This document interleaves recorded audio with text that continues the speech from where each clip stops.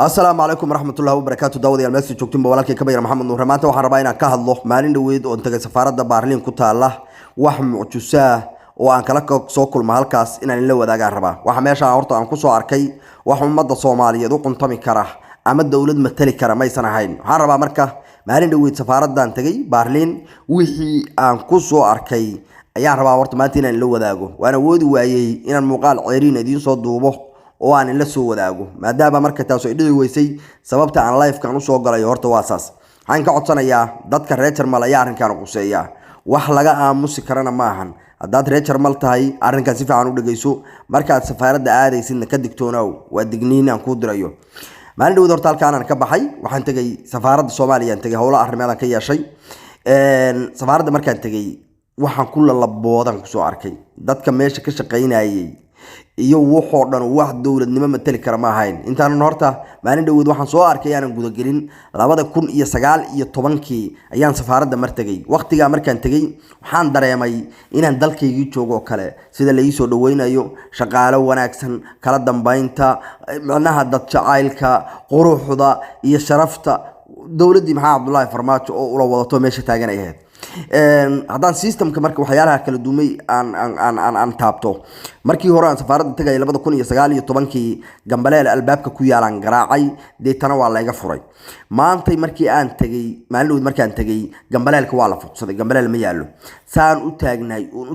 20 daqiiqo markii aan taagnay qof muwaadin Soomaaliyeed oo hawl ka soo dhameystay safaaradda oo baxaya oo albaabka markuu furan ku daba gambadon galay waa tagay markii hore oo 2019 safaaradda markaas u gashid meel ba tigid ka goosanaysay tigidka machine taabane tigid buu ku goynayaa lambar oo ku siinaya dadka ka horeeyo lambarada ka horeeya faylka gali waa meesha booskaada ku galaysa maanta mashiinkii way qaateen ma jabiyeen ma gateen ma aqaan dawladda Xasan Sheekh Maxamuud oo wada shaqadan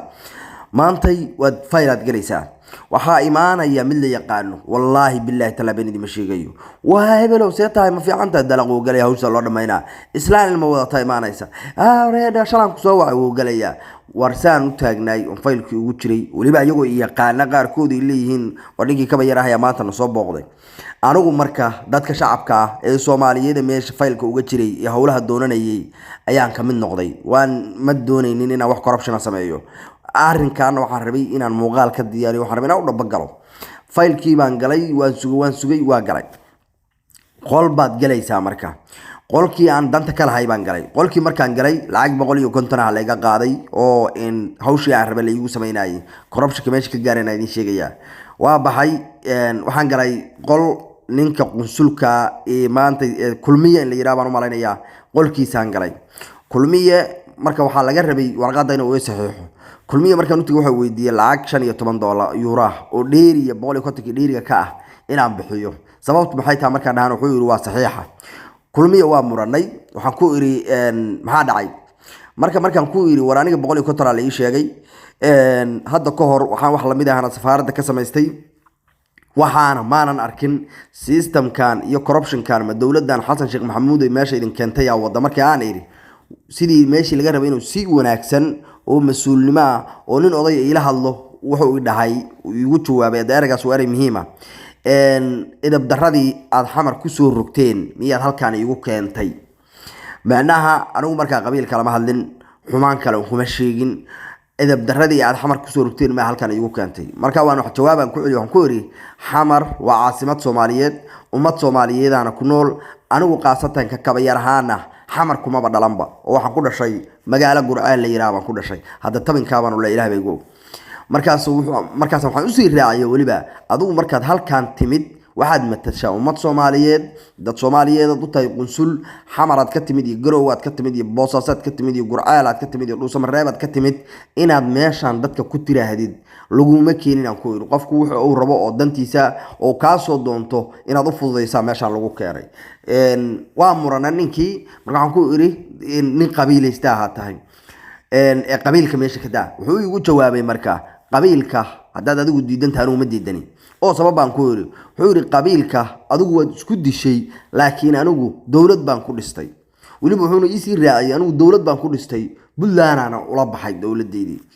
macnaha waxay ku tusaysaa ninkaasu meesha fadhiya ee ummad Soomaaliyeed u fadhiya ee metelaya ninka saa u hadlaya wuxuu noo yahay qunsul anaga noo yahay warka inaan ku dheeraada doonima ninkii waa ka gudbay waxa meesha lagu soo arko loo dul qaada kara baa kii waa ka gudbay waxaan u tagay qol sawir la iga qaaday qolkii markaan galay waxa la weydiiyay lacag 5 euro war 5 euro maxay tahay waa sawirka oo markii hore la iima sheegin waxa la yiri waxa complete waa 150 adig ku taalahay 5 euro bacasi wixii muran ma galaan ku iri waa soo baxay qol baan galay kale oo waxaan doonayay waxa aan dalbaday in boosta la ii soo dhigo qolka boostada wax laga soo diro aan galay waxaan ku iri new boostan doonayay waxa la ii soo dhigo $15 halka saar buu igu yiri 15 ku maxay tahan ku dhahay wuxuu igu yiri 15 ku waa shiishahayd ama macnaha security hadii waxa aad dalbatay ay ka dhumaan macnaha ma dhumaan waxa mar kale lagu sameeynaya ninkii markaas laba fiilay iska taabatay ila ninkaas madax falooqa qabanayay qaylan dhagaha u saaray waa qayliyay safaaradii oo dhan baa isku soo baxday ninkii yarkii kow ii sameeyay waraaqda ii sameeyay qaar Allah soo yarka yar aad wanaagsan oo ahaa ninkii kow markaan soo galay aqoodii macnaha ixtiraamayna uu ahaa intuu qoslay wuxuu yiri war maxaa ka rabtaa ninka 15 buu rabaan ku yiri waa qoslay 15 oo jeebkiisa inta ka soo baxshay yiri war 15 waa kare waraaqda ninka u dhammaan markii aan soo baxay waxa igu soo dhacday ninkan qosolkiisa iyo attentionkii markaan fiiriyay in 15 kan ay corruption ahayd kana oo la yaabay oo ku qosliyay oo rabo 15 ka hadda oo si hadhow inuu ka qaato meesha tugnimo laga gaaray ku sheega waxaan rabaa marka ummadda Soomaaliyeed haddii dadka Soomaaliyeed ee Jarmal jooga ay ka warqabin safaaradda waxa jooga dad qabaaylaystayaal oo maaragtay ummadda Soomaaliyeed kala dilayo anagu maanta qabiil meeshuu nageeyo waynu ognahay ummadda Soomaaliyeed hadayna nahay 30 sano isku dilaynay heerna kamaanaan gaarin cid maanta qalin jabisay mara oo dhahaysa qabiil waa macnaha wuxuu yahay waan soo afjar cid haysa male nin marka odaya daadiisa ku qiyaasay inuu intaas oo dhan qiyaaso konton jira oo maanta dhahaya anu qabiil dawladan ku dhistay oo qabaa'il ka sheekaynaya oo ummadii Soomaaliyeed colaadinaya oo dadkii cugdad ku beeraya meesha inuu noo joogo anagu ummad Soomaaliyeed horta raali kama nihin waxaanuna waa wax gacan ku rumaysa Xasan Sheekh Maxamuud corruption iyo baqti iyo qashin meesha noogu jooga waxa uu noo keenayo dhan waa caynkaas maantay wad ogtiin magaaladii Muqdisho waxa ka jira xog baa la soo wadaagay waxa lagu leeyahay xamar gees kasta isbaara laga dhigay gees kasta isbaara ka taala wada kastood qaadid isbaara taala war dadkaana iyagu ma dhargaan miya corruption kama dhargamiya Xasan Sheekh Maxamuud ma guryo kale oo naga dhisan rabaa waxaas maxay tahay safaaradii kaliya gudaheedii hal waraaqood samaysanaysid ayaa 20 lacagood oo kala nooc laga qaadaya mid alla midkaad u tagtid lacag buu ku weydiinaya horta ummadda Soomaaliyeed hadaynu nahay meel kasta waa ku dhibana codkaan haduu ku soo gaaray meel fog gaarsii ninka safaaradda jooga qunsul uma qalmo Soomaalina ma matali karo nin ummad Soomaaliyeed uu ima kartana maahan sharaf iyo karaamana male nin odaya maahan qofka noocaas oo kala in xul loo dhiibo oo maanta la yiraahdo ummad Soomaaliyeed kala maamul horta waa sharaf darro waan ognahay baarlamaanka kuwa noogu jiro oo maalin dhow taagad u qalqaylinayay oo qoomuluudka noo keenay waa ognahay annaga dhan dawladdanada dhana waxay ka dhisan tahay corruption iyo isdaba marin iyo qub iyo qacay ka dhisan tahay diyaaynu heli lahayn dad war wanaagsan aan wax u dhiiban lahayn meel fiican bin gaarsiin lahayn laakiin dibkan haysto waxa way danu Soomaalinahay ma naqaan qof wanaagsan qofka wanaagsan sideedaba waanu culaadinaa keenna wanaagsan waanu culaadinaa keenna xunka bullshit ka aan waxban ahayn waxban ka dhignaa ninka qunsulka waxaan maleynayaa horta ummadda Soomaaliyeed kama wada warqabaan hadaynu oobi ka gudbi karnaan ka gudbino wadan sharci ilaahay inuu joognaa maanta waxaynu awoodnaa inaanu dhahno war ninkan waa aan dacwad ka gudbino maxkamad qabsano dacweyno asagana muuqaalkaygan haduu daawo doono war adeerow umsana adeerow baarin dhawd waxba kumaanan qarin waana ku sheegay waxaan kugu eri war anigu waxaan maanta aad leedahay berri baan ka soo hadli doonaa oo ku soo tafaafuli doonaa kada tafaafulkaada waa daawada waxna iga qaadi maayo waxa aan sheegayna waa run soo waliba ku soo celiyo waa fiiri marka waxa jira qofku waxa markuu sheegayo waxa jira qofku qalbigiisu ku raaxaysanayo oo uu aaminsan yahay waxaan uu sheegayaba inay sax yihiinba waxa uu sheegayaba wax qaldan inaysan bataatan baahaynba ninku marka qalbigiisa fiiridid ateshinahan marka fiiridid sidoo ugu faraxsan yahay marka fiiridid inuu maantay qabiil ahaan dad uu ku maamulayo uu leeyahay qabiilaan ahay baba waa run horta si loo fiiriyo ummadda Soomaaliyeed 4.5 wax la yiraahdo qashinay wax ku qaybsatay taa haddii la fiiriyo waa run, laakiin qof mas-uula oo meel fadhiya qofkii yimaada inuu colaadiyo uu yidhaahdo adigu qabiilaataan ku samaysay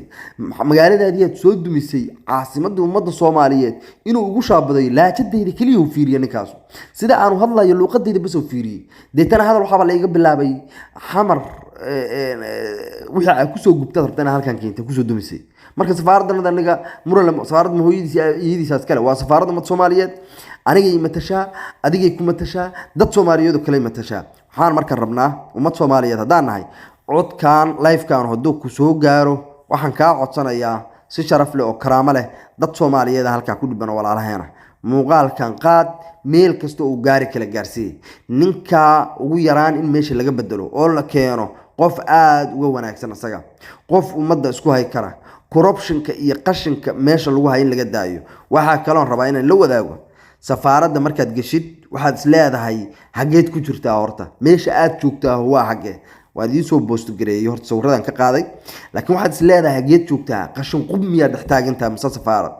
waqtigii hore 2019 markaan tagayay waxaan tagay safaarad nadiifsan oo waliba waan xasuustaa subaxan tagay markaan tagay gabar shaqaalaha imaato Soomaaliyeed way gasho suuliyaashay soo tirtirtay meeshan banaanka ay clean garaysay way nadaafiday hadda lacagta ay qofkaas shaqaalaha siilahayeen iyaga isticmaala